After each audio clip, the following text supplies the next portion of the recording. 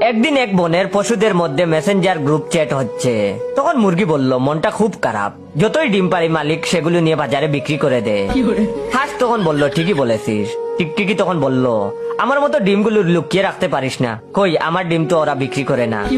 শিয়াল তখন বলল, খুবই খারাপ কথা মুরগি ভাই, তুমি আজ সন্ধ্যার পর বাগানের শেওড়া গাছটার নিচে এসে আমার সঙ্গে দেখা করবে, কেমন? কুকুর তখন বলল, শিয়ালের কথায় কান দিও না মুরগি ভাই, বেটা এক নম্বর দান্দাবাজ। বিড়াল তখন বলল, ভাগ্য ভালো যে আমি ডিম পারি না। ছাগল তখন বলল, তোরা মানুষের বদনাম করছিস কেন?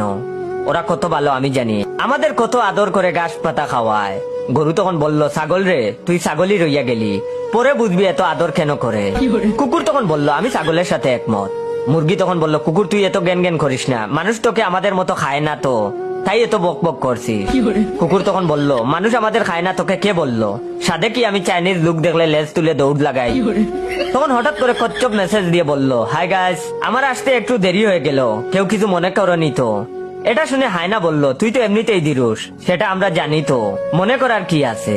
তখন হাতি বলল, হায়না ভাই এটা কিন্তু ঠিক না, তুমি একটু জুড়ে দৌড়াও বলে অন্যদের গতি নিয়ে হাসাহাসি করবে। কচ্ছপ তখন বলল, আমি দিরুস কে বললো? ভুলে গেলে যে খরগোশকে দৌড়ে হারিয়েছিলাম আমি। তখন খরগোশকে মেনশন করে বলল, খরগোশ কই কিছু বলছো না যে? জিরাফ তখন বলল, খরগোশের মোবাইলের ফোনে নেট প্যাকেজ শেষ, তাই চেটে আসতে পারছে না, তোরা কেউ ওকে একটু এমবি ধার দে।